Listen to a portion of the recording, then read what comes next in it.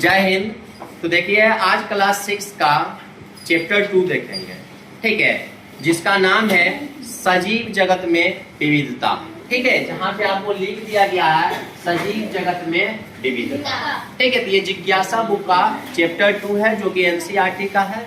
ठीक है, तो अभी हम जो समझेंगे सजीव जगत में विविधता, उससे पहले देखिए कि आपके बुक में हर एक चैप्टर के ऊपर एक श्लोक दिया गया है, संस्कृत का श्लोक दिया गया है। उस श्लोक का अर्थ पहले समझते हैं और फिर समझते हैं कि इस चैप्टर को। ठीक है, देखिए श्लोक में कहा गया है छाया मन्यस कुर्वन्ते तिष्ठन्ति स्वयं माप्ते फल्यापि प्रार्थय वृक्षा सत्पुरुषा इव। इसका अर्थ हुआ कि बड़े वृक्ष दूसरे को तो छाया देते हैं, बड़े वृक्ष दूसरे को तो छाया देते हैं, परंतु स्वयं कड़ी धूप में खड़े रहते हैं।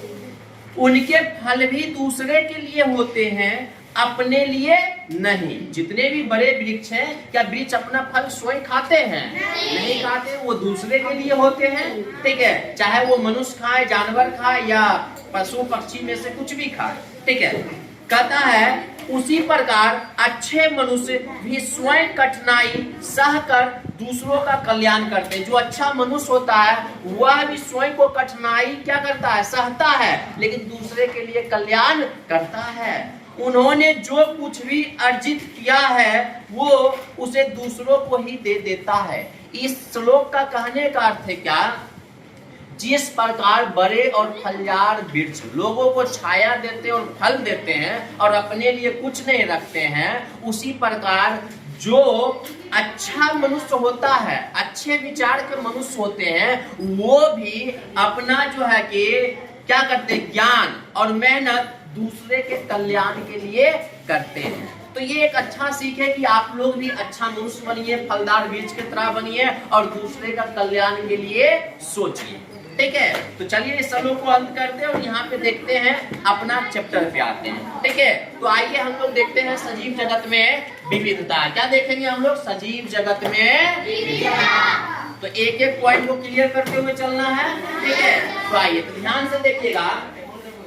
सबसे पहले तो है diversity in the living world. ठीक है, जो हमारे सजीव जगत है, ठीक है, उसमें क्या क्या विविधता है। तो सबसे पहले हम समझेंगे सजीव क्या होता है, सजीव जगत क्या होता है, उसके बाद हम समझेंगे कि ये विविधता क्या होता है, ये विविधता क्या होता है। ठीक है, ये सारे बातों को हम लोग समझेंगे। तो आइए सबसे पहले हम समझते हैं सजीव के बारे में। किसके बारे में?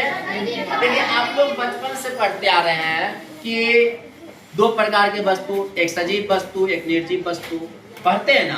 तो आप लोग बचपन से सुनते आ रहे हैं कि जो जीवित रहते हैं, जो चल बोल सकते हैं, उसको सजीव कहते हैं, जो जीवित नहीं होते हैं उसको क्या कहते हैं? निर्जीव कहते हैं। लेकिन जैसे जैसे क्लास बढ़ती है वैसे वैसे हम लोगों को डेफिनेशन भी चेंज करनी चाहिए। ठीक है, तो आइए सबसे पहले हम लोग जानते हैं सजीव। क्या लिखा है? सजीव। सजीव को इंग्लिश में कहते हैं लिविंग थिंग्स। क्या कहते हैं? Living things. सजीव को इंग्लिश में क्या कहते हैं? Living things. ठीक है, तो देखिए कहता है वे जीव जिनमें जीवन होता है। क्या होता है? जीवन होता है, तथा वह श्वसन, प्रजनन जैसी जैविक प्रक्रियाएं प्रदर्शित करते हैं, सजीव कहलाते हैं। कहता है कि जिंदा भी होना चाहिए, श्वसन भी करना चाहिए, प्रजनन करने का मतलब हुआ कि अपने जैसा कोई और संतान का उत्पत्ति भी करनी चाहिए। वही क्या कहलाते हैं? सजीव कहलाते हैं। क्या कहलाते हैं? सजीव कहलाते हैं। अब सजीव के बाद है अगला पॉइंट सजीव जगत। देखिए कोई भी जगत जो बनता है जहाँ पे आप लोग रहते हैं, जैसे हम लोग देखो यहाँ पे सारे बच्चे बैठ गए, तो बच्चे बैठ जाने के कारण ये क्या बन गया? क्लासरूम बन गया है। तो हर जगह पे देखिए सजीव जगत की बात करते हैं। जगत क्या होता है कि एक ऐसा संरचना बन जाता है जहाँ पे सभी लोग होते हैं। ठीक है, तो जैसे कि देखिए ये क्या है? तो जगत का मतलब आप लोग देखते हैं ना कि जगत का मतलब बहुत लोग कहता है दुनिया, पृथ्वी भी, ठीक है, ब्रह्मांड भी। तो देखिए यहाँ पे सजीव जगत की बात किया, तो इस जगत में कौन होगा? केवल और केवल सजीव। केवल और केवल कौन होगा? निर्जीव होगा? नहीं होगा। तो देखिए पृथ्वी पर मौजूद सभी जीवित प्राणियों जैसे सूक्ष्म जीव के बारे में बताएंगे, पौधे, जंतुओं और मनुष्यों के संपूर्ण समूह को सजीव जगत कहते हैं। यानी सजीव जगत में केवल और केवल कौन होंगे? जिंदे लोग। जिंदा लोग में सूक्ष्म जीव हो जाएगा, पेड़ पौधे हो जाएंगे, मनुष्य हो जाएंगे, जानवर हो जाएंगे, पक्षियां हो जाएंगे। जहां पे ये लोग निवास करेंगे उसी स्थान को हम लोग क्या कहेंगे? सजीव जगत। ठीक है ना। अगला पॉइंट है विविधता का अर्थ, क्योंकि चैप्टर का नाम है विविधता। तो देखिए, विविधता का अर्थ होता है भिन्नता या अलग अलग होना। अब जैसे देखिए, हम लोग यहाँ पे जितने लोग बैठे हैं, क्या सब एक समान है? किसी का रहन सहन अलग है, किसी का जाति अलग है ना, किसी का नस्ल अलग है, किसी का लिंग अलग है, किसी का खान पीन अलग है, यानी सारे चीज अलग अलग है ना। यही अलग अलग क्या कहलाता है? विविधता। क्या कहलाता है? विविधता, डाइवर्सिटी। क्या कहलाता है? डाइवर्सिटी। तो जैसे देखिए, नस्ल अलग होता है। अब जैसे देखिए, अलग अलग नस्ल, जैसे हम लोग इंडिया में रह रहे हैं तो इंडियन नस्ल कहलाते हैं। ठीक है, कोई अमेरिका में रहता है तो अमेरिकन नस्ल कहलाते हैं, अफ्रीका में रहता है अफ्रीकन नस्ल कहलाते हैं। तो नस्ल क्या होता है? एक खास स्थान पे जो भी होते हैं उसी से नस्ल बनता है। ठीक है। उसके बाद है धर्म। सबका धर्म अलग होता है, जैसे हिंदू धर्म, मुस्लिम धर्म, ईसाई धर्म, सिख धर्म होता है ना। उसी प्रकार भाषा, क्या भाषा सबका एक है? हर जगह भाषा चेंज हो जाता है, और भारत में तो भाषाओं का देश है, बहुत सारा भाषा है। लिंग, लिंग मतलब देखिए, कोई स्त्रीलिंग होता है, कोई पुल्लिंग होता है, कोई नपुंसक लिंग होता है ना। तो लिंग भी अलग अलग होते हैं। उसके बाद विचार, क्या सारे व्यक्तियों का विचार एक जैसा होता है? क्या यहाँ जितने भी व्यक्ति बैठे हुए हैं सबका विचार एक जैसा है? हाँ या ना? नहीं है, विचार सबके अलग अलग होते हैं। उसके बाद कहते हैं शारीरिक बनावट, क्या हम लोग का शरीर का बनावट एक जैसा है? सबका शरीर का बनावट अलग अलग है या नहीं है? कोई लंबा, कोई बौना, कोई मोटा, कोई पतला, है कि नहीं? कोई चक्रा, है कि नहीं? सही बात है। फिर कहता है शारीरिक क्षमता, क्या सभी का शरीर का काम करने का क्षमता एक जैसा होता है? नहीं, सभी लोग अलग अलग क्षमताओं से काम करते हैं, ये भी विविधता है। उसके बाद कहता है लोगों के रहन सहन, क्या हम लोगों का रहन सहन एक जैसा है? हम लोग का रहन सहन एक जैसा है? नहीं, सबका रहन सहन भी क्या है? अलग अलग है। हाँ या ना? ठीक है ना। ये भी विविधता का कारण है। तो कहता है कि रहन सहन में अलग अलग होना ही विविधता की पहचान है। क्या है? विविधता की पहचान। ये समझ में आया कि विविधता क्या होता है? हाँ या ना? तो अब आगे समझिए क्या है। अब देखिए, जैसे हम चैप्टर 1 में टॉपिक बाय टॉपिक करके पढ़ाए थे, उसी प्रकार इस चैप्टर को भी हम टॉपिक बाय टॉपिक में बांट दिए हैं। ठीक है। तो जिसमें सबसे पहला टॉपिक पढ़ेंगे जैव विविधता और पारस्परिक निर्भरता। यानी जैव विविधता क्या है और एक दूसरे, यानी पारस्परिक मतलब एक दूसरे पे कैसे निर्भर है। ठीक है ना। तो समझिए, सबसे पहले लिखा हुआ है, क्या लिखा हुआ है? आप लोग पढ़िएगा तो क्या लिखा हुआ है? जैव विविधता। क्या लिखा हुआ है? जैव विविधता। तो देखिए, कहता है किसी क्षेत्र या स्थान में पाए जाने वाले पौधे और जानवरों की विविधता ही उसकी जैव विविधता कहलाती है। कहता है अलग अलग क्षेत्र, यानी कि जब एक जगह पे, मान के चलो कि ये एक गांव है, यहाँ पे पशु भी है, पक्षियां भी हैं, मनुष्य भी हैं, ठीक है, पेड़ पौधे भी हैं। तो यहाँ पे जो हम लोग रह रहे हैं, एक समान तो कोई रह नहीं रहे हैं। तो यही हम लोगों का क्या कहलाता है? जैव विविधता कहलाता है, बायोडाइवर्सिटी कहलाता है। ठीक है ना।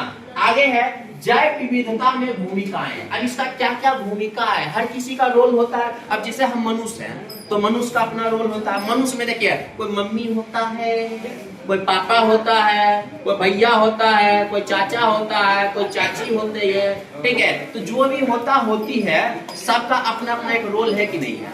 अब जैसे हम टीचर हैं तो हमारा रोल क्या होगा? बच्चों को पढ़ाना, अच्छे चीजों को सिखाना। अब आप स्टूडेंट हैं तो आपका क्या काम होगा कि आप अच्छे से पढ़िएगा, अच्छे से सीखिएगा, अच्छे व्यवहार को सीखिएगा। तो ये क्या है? हर किसी का अपना एक रोल होता है ना। उसी प्रकार जैव विविधता में देखिए कुछ एग्जाम्पल। अब देखो, जैव विविधता बहुत बड़ा चैप्टर है, तो इसको हम रोल कुछ एग्जाम्पल से समझाएंगे और आप लोगों को समझना है। बात समझ में आया? देखिए, जैव विविधता पृथ्वी के अस्तित्व के लिए रीढ़ की हड्डी के समान है। अब जिसे देखिए, रीढ़ की हड्डी के समान, देखिए अस्तित्व जो होता है ना, किसी चीज का अस्तित्व होना, जैसे कि सुनिए, बात को समझिएगा। हम शिक्षक हैं।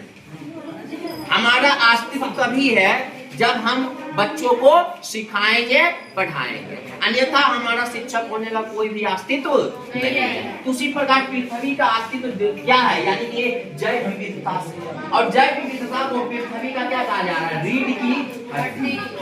क्यों कहा जा रहा है, बात को समझिए। मनुष्य बिना रीढ़ के हड्डी को सही से खड़ा हो पाएगा, क्योंकि रीढ़ की हड्डी यहाँ से जाता है ना, बैकबोन भी जिसको कहते हैं, इसके बिना नहीं हो सकते। तो उसी प्रकार कहता है कि पृथ्वी का रीढ़ का हड्डी कौन है, जैव विविधता। कौन है, जैव विविधता। तो पृथ्वी के रीढ़ का हड्डी कौन हुआ, जैव विविधता। बात समझ में आया, ठीक है। उसके बाद समझिए, कहता है कि प्रकृति की संतुलन को बनाए रखने में इसकी महत्वपूर्ण भूमिका है। यानी पृथ्वी का संतुलन तभी है जब पृथ्वी पे जैव विविधता है। बात समझ में आया, तभी संतुलन बना हुआ है। आगे समझिए, कहता है हर सदस्य, जैसे में पौधे या जानवर, जंतु, पक्षी, जो भी कह दो, हर सदस्य की अपनी अद्वितीय भूमिका होती है। अद्वितीय भूमिका मतलब यूनिक रोल। क्या होता है, यूनिक रोल। अब देखिए, अभी आपको रोल के मतलब समझा है। जैसे कुछ होते हैं बदमाश बच्चे, उसका रोल क्या होता है स्कूल में, सारी बच्चों को पीटना, बदमाशी करना, हल्ला करना, ठीक है। तो ऐसे बच्चों का रोल होता है, यानी कि अपना बदमाशी करना। वही वहां पे टीचर का फिर आ जाता है दूसरा रोल। क्या करते हैं, छड़ी को उठाते हैं और सीधा बच्चे को पीटना शुरू कर देते हैं, और उसका ठिकाना लगाते हैं कि देखो तुम्हारा बुद्धि कैसे काम करेगा। ये भी एक शिक्षक का रोल होगा, बदमाश बच्चे को सुधारने के लिए उसको पनिशमेंट करना भी होगा, ठीक है। तो इसीलिए बच्चे क्या करते हैं, अच्छे बच्चे की तरह सीखते हैं। तो उसी प्रकार देखिए, हर एक किसी का अपना अपना रोल होता है ना। तो यहाँ पे समझिएगा, हर सदस्य का अपना अपना अद्वितीय भूमिका है, यूनिक रोल है, ठीक है। जैसे देखिए पेड़ पौधे, एग्जाम्पल, पेड़ पौधे क्या करता है, पेड़ पौधे का रोल क्या, देखिए, पक्षियों और जानवरों को भोजन और आश्रय प्रदान करना। यानी पेड़ पौधे हैं, ये जंतुओं को भोजन प्रदान करेंगे और जंतुओं के लिए आश्रय यानी रहने का घर देंगे। इसके अलावा भी इसके बहुत सारे काम है, हम जैसे जैसे आगे पढ़ेंगे वैसे समझेंगे। अब जैसे आपको पता है कि पृथ्वी पे अगर वन नहीं होगा तो पृथ्वी का संतुलन नहीं बना होगा, पता है ना आपको। क्योंकि हम लोग क्या करते हैं, कार्बन डाइऑक्साइड को छोड़ते हैं, जितने भी वाहन चलते हैं कार्बन डाइऑक्साइड, कार्बन मोनोऑक्साइड, ये सब निकलते हैं गैस, ये सब विषैले गैस है। इसको खत्म करने का काम कौन करता है, पेड़ पौधे। ये अपने अंदर ले लेते हैं, ग्रहण कर लेते हैं, और ये क्या करते हैं, उसी चीज को प्रकाश संश्लेषण के माध्यम से फिल्टर करके फिर से ऑक्सीजन के रूप में हम लोगों को देते हैं। अगर ऑक्सीजन नहीं होगा तो हम लोग जीवित ही नहीं होंगे। बात समझ में आया। तो ये भी पेड़ पौधे का रोल होता है। उसके बाद दूसरा है जानवर वो पक्षी। क्या है, जानवर वो पक्षी। तो कहता है फल खाने के बाद बीज फैलाने में मदद करते हैं। देखिए, जानवर और पक्षी भी एक दूसरे के लिए मददगार है। देखिए, ये क्या करते हैं कि हमारे यहाँ पे इतने ज्यादा जंगल कैसे हो जाते हैं, तो क्या करते हैं, जो फल वो खाते हैं पक्षी या जानवर, तो वो खाने बाद बीज को क्या करते हैं, जहाँ तहाँ पे छोड़ देते हैं। छोड़ देने से वो क्या होता है, फिर से एक वृक्ष बन के उग जाता है। ये भी इसका रोल है, ठीक है। ऐसे बहुत सारे रोल होंगे, आगे आगे चैप्टर बढ़ेंगे उसे उसे सीखेंगे। फिर कहता है जैव विविधता में पारस्परिक निर्भरता, यानी एक दूसरे पर कैसे निर्भर है। क्या हम शिक्षक हैं और आप स्टूडेंट हैं, क्या एक दूसरे पर निर्भर है या नहीं है, निर्भर है या नहीं है ना। इसी प्रकार जैव विविधता में जितने भी लोग हैं, ठीक है, वो सब एक दूसरे से निर्भर रहते हैं, ठीक है। एक दूसरे पर क्या रहते हैं, निर्भर रहते हैं। जैसे देखिए, पौधे और जानवर एक दूसरे पर जीवित रहने के लिए निर्भर रहते हैं। जैसे कि देखिए, जानवर को रहने के लिए छत मिल जाएगा पौधे से, खाने के लिए भोजन मिल जाएगा, फिर जानवर का जो मल मूत्र होगा उससे खाद्य पदार्थ किसको मिल जाएगा, पौधे को मिल जाएगा। जानवर से जो भी कार्बन डाइऑक्साइड, मीथेन, जो भी गैसें निकलती है वो सब पौधे को भोजन बनाने में मदद करेगा। पौधा से जो गैस निकलेगा वो जानवरों में मदद करेगा। तो एक दूसरे पर निर्भर है या नहीं है, अब इसे देखो, मनुष्य और जानवर को समझो। अब मनुष्य का उपयोग यानी मनुष्य के जीवन में उपयोगी है या नहीं है जानवर? बहुत ज्यादा उपयोगी है। अब जैसे गाय है दूध देती है, भैंस है दूध देती है, घोड़ा, गधा, ऊंट, हाथी, ये सब माल ढोने के लिए काम करते हैं, लोगों को मनोरंजन कराने का काम करते हैं। तो एक दूसरे पर निर्भर है या नहीं है? यानी कि यही क्या कहलाता है, यानी एक दूसरे पर निर्भर रहते हैं। यह प्राकृतिक संतुलन दर्शाता है। तो हम लोग जो एक दूसरे पर निर्भर रहते हैं वही प्राकृतिक संतुलन दिखाता है। तो यहाँ तक बायोडाइवर्सिटी समझ में आया, जैव विविधता समझ में आ गया होगा। ठीक है, तो अब धीरे धीरे हम पढ़ेंगे कि जैव विविधता में पौधा को कभी कैसे पहचान करें, अलग अलग पौधे कैसे होते हैं, अलग अलग जानवर कैसे होते हैं। ठीक है, तो आगे हम देखते हैं। चलिए, अब हम जैव विविधता में जो है कि पहला नंबर टॉपिक समझ लिए थे, जैव विविधता क्या है। दूसरा टॉपिक हम समझने वाले हैं पौधे का अवलोकन। देखिए, आपको पहला चैप्टर में बताए थे कि आपको वैज्ञानिक पद्धति से ही सारे काम को करना है। तो सबसे पहले होता है किसी भी चीजों का अवलोकन करना। मान के चलिए कि हम जाएंगे जंगल घूमने, आप सबको लेके चले गए जंगल घूमने। आप लोग क्या कीजिएगा, जंगल घूमिएगा। जब जंगल घूमिएगा तो आप लोग को समझ में आएगा कि जंगल में बहुत सारे पेड़ पौधे हैं। आप तरह तरह के पेड़ पौधे देखिएगा, टुकुर टुकुर देख रहे हैं, कभी आम देख रहे हैं, कभी अमरूद देख रहे हैं, कभी नीम देख रहे हैं, कभी बरगद देख रहे हैं, कभी पीपल देख रहे हैं। देख रहे हैं ना, अलग पौधे को देखिएगा ना। तो हम कहेंगे कि आप केवल पौधे को नहीं देखिए, आप पौधे को पहचानिए कि सारे पौधे एक जैसे लगते। तो आप लोग का जवाब क्या आएगा? नहीं सर, सारे पौधे अलग अलग है। कैसे हैं? अलग अलग है। मतलब सारे पौधे में जैव विविधता है, सारे पौधे में क्या है? तो आइए हम सीखेंगे पौधे का अवलोकन करना। पौधे का देखिएगा, पौधे का अवलोकन करने में हम समझेंगे क्या कि पौधे में अवलोकन करने योग्य मुख्य विशेषताएं। देखो, हमको मुख्य बातें क्या क्या ध्यान रखना है। ठीक है ना। सबसे पहले ध्यान देना है तना। क्या ध्यान देना है? फिर देना है पत्तियां। क्या देना है? फिर क्या देना है? फूल। फिर क्या देना है? फूल। इसके बाद आप बहुत सारी चीजों को देख सकते हैं अपने स्तर से। ठीक है, तो मुख्य रूप से 3 बातों को ध्यान देना है। अब तना देखिए, जब पौधा है, मान के चलो हम पेड़ है, तो नीचे से जड़ से हमारा ऐसे करके नीचे, तो ये जो हमारा खड़ा हो रहा है, ठीक है, यही तना बनते हुए जाएगा, ये तना जाएगा, यही शाखा निकलेगा। ठीक है, इधर उधर शाखा होगा। ठीक है, तो अलग अलग पौधे में अलग अलग तना, अलग अलग शाखाएं अलग अलग प्रकार से होते हैं, हाँ या ना? होते हैं ना। ठीक है, तो उसी प्रकार देखना, पत्ती को आप लोग भली भांति समझते हैं। ठीक है, आप तना बता दिए क्या होता है, फूल भी भली भांति समझते हैं। तो आप पहले समझते हैं कि जैसे कि देखो तना के बारे में कहता, पौधे के तना देखकर या छूकर पता करेंगे कि तना कोमल है, कठोर है, पतला है या मोटा है। मतलब पौधे को जो देखेंगे उसका तना को ध्यान से अवलोकन करेंगे और देखेंगे, या तो उसे देखकर या तो उसे छू। क्या पता करेंगे कि तना कोमल है, कोमल लिखा गया, कोमल क्या है? कोमल है, या कठोर है, या पतला है, या मोटा है। ठीक है, तो तना का समझ में आ गया कि या देखकर या तो छूकर। अगला है पत्तियां। पत्तियों के आकार और उनके व्यवस्था में विविधता का पहचान करेंगे, यानी देखेंगे कि पत्ती का आकार कैसा है, पत्ती किस किस व्यवस्था में है, सट्टल है, झुरमुट है, कि अलग अलग है, कि कल्ले किल्ले है। ठीक है ना। उसके बाद हम सीखेंगे फूलों, उसके बाद हम देखेंगे फूल का अवलोकन। क्या देखेंगे समझना, तो फूलों के रंग को देखेंगे, फूलों के रंग को देखेंगे, आकार को देखेंगे और सुगंध में अंतर का पहचान करेंगे। मतलब फूल का रंग देखेंगे, फूल का आकार देखेंगे किस आकार का, और फूल का जो है कि सुगंध लेंगे, और सुगंध लेके पहचान करेंगे कौन सा फूल का कैसा सुगंध होता है। तो ये तीनों बात ध्यान में आया कि पौधा में इस तीनों को देखना है। तो देखिए आगे जो हम चार्ट बनाए, क्या लिखा हुआ कि हमारे आस पास उपस्थित विभिन्न पौधों का अवलोकन। अब हम जो आस पास है, ठीक है, मान के चलो कि हम जंगल में है। कहाँ है? जंगल में। हम लोग कहाँ है? जंगल में। तो हम जंगल में है तो कुछ पौधों को देखेंगे, जिसमें से हम 4 पौधों को सिलेक्ट किए जो कि हमारे बगल में है। ठीक है, तो हम लोग क्या करेंगे, अभी देखो हम लोग जंगल का सैर करेंगे, और जंगल का सैर करने में आपको 4 पौधों से क्या करवाएंगे, मिलवाएंगे।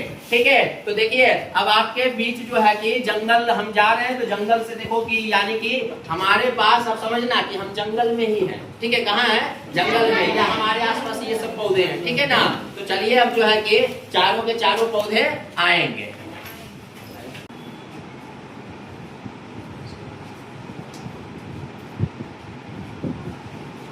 चलिए तो देखिए हम लोग आ गए हैं जंगल में। कहाँ आ गए हैं?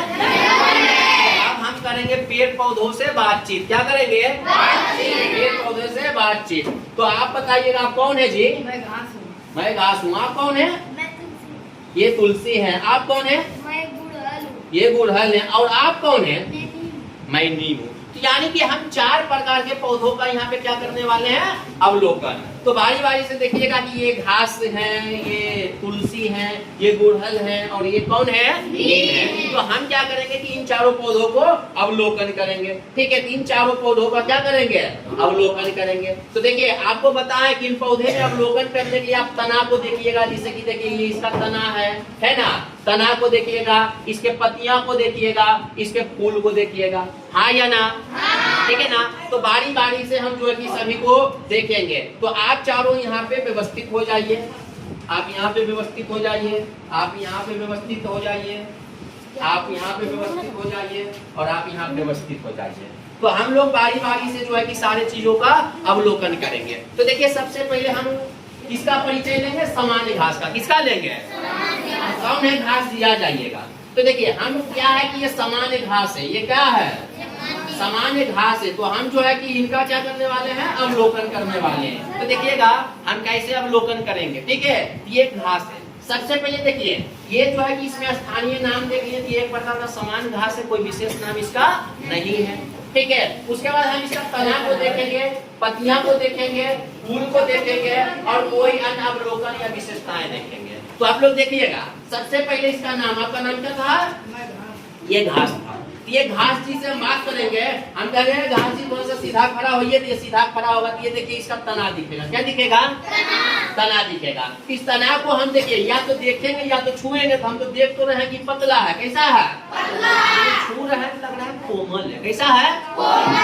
सॉफ्ट लग रहा है। कैसा लग रहा है? सॉफ्ट। तो यहाँ पे देखिए जब तना छुए तो पता चला कि ये कोमल और पतली होती है। यानी घास का तना कैसा होता है? कोमल और पतली। तो ये अवलोकन किए। बाद में इसका पत्तियों की आकृति और अभिविन्यास को देखेंगे कि पत्ती कैसी है और इसकी पत्ती जो है कि कैसे कैसे होती है। तो देखिए कहता है कि तने के विभिन्न बिंदुओं से एकांतरी रूप से एक पत्ता निकलता है। मतलब आप देखिएगा किसी भी एक घास को देखिए, यानी हम घास जी से देखते हैं, इस घास जी को देखते हैं, इस घास जी को लिए तो देखिए ये इसका तना है। क्या है? तना।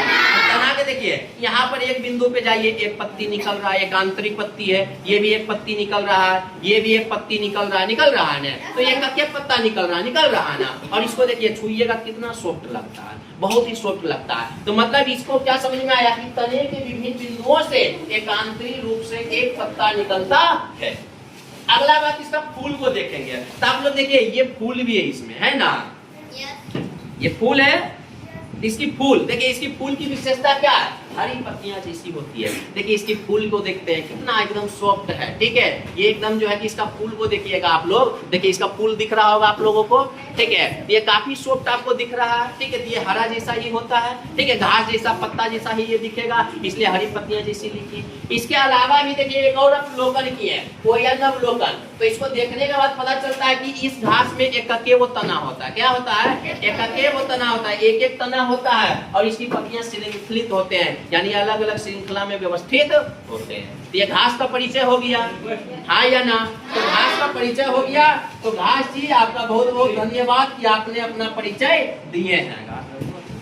चलिए तो अब अगला हम जो परिचय लेने वाले हैं वो किसका परिचय लेने वाले हैं? तुलसी का। तो आइए, आप कौन है? ये तुलसी है। तो देखिए ये तुलसी है, इन्होंने जो है कि तुलसी है। ठीक है, ये बोलता हुआ पेड़ हमारा सारा है। तो हम तुलसी का अवलोकन करने वाले हैं। तो तुलसी में सबसे पहले पौधे का अवलोकन करेंगे। सबसे पहले हम लोग क्या देखेंगे? तना। क्या देखेंगे? तना। तो देखिए तुलसी जी की हम बात करते हैं। तो तुलसी जी यहाँ पे ऐसे है। तो देखो तुलसी जी का तना देख रहे हैं ना?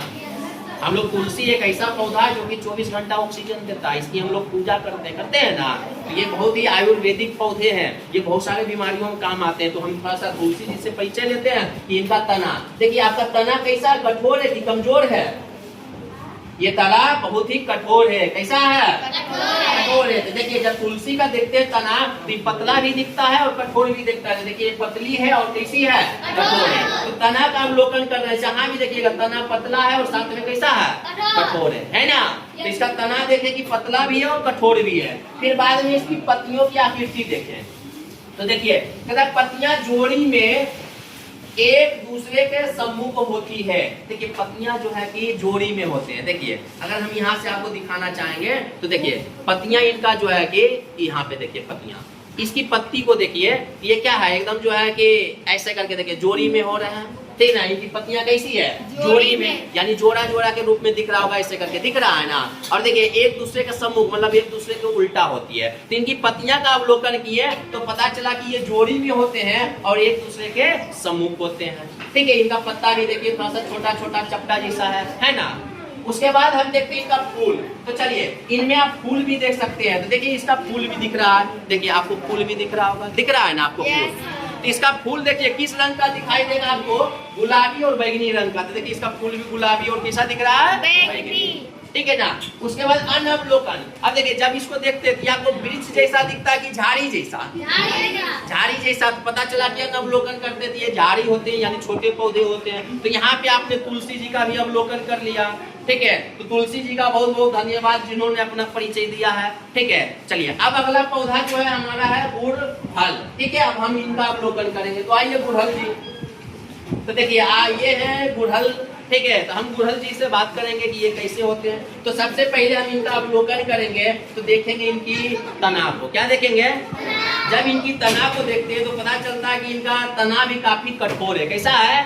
कठोर है। तो इनकी तना कठोर होती है। कैसी होती है? अब देखिए इनकी तना पतली भी हो सकती है, मोटी भी हो सकती है, मीडियम साइज में भी हो सकती है। ठीक है, तो इनका तना देखने के बाद काफी कठोर लग रहा है। क्या लग रहा है? काफी कठोर है और हल्का हल्का कटीला टाइप का भी लगता है। ठीक है ना।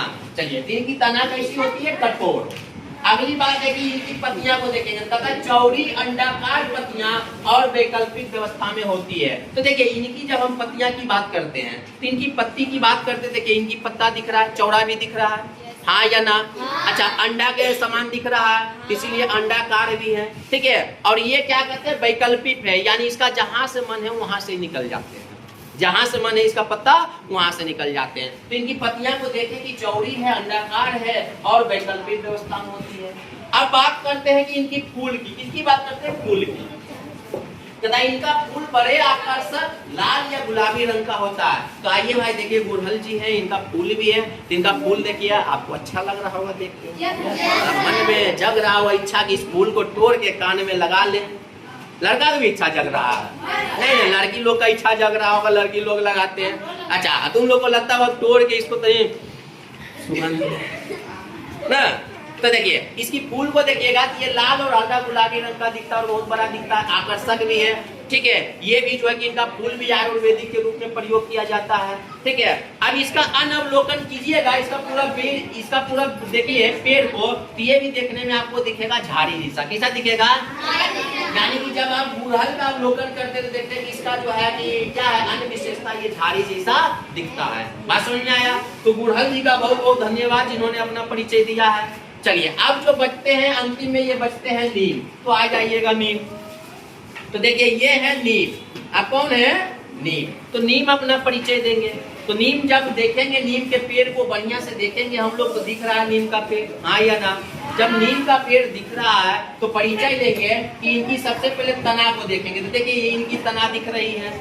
ठीक है, और ये इनका पूरा जो है कि शरीर दिख रहा है जो कि यानी कि पूरा मोटा एकदम तगड़ा है। ठीक है, तना यही धीरे धीरे बड़ा होके बन गया है। ठीक है ना।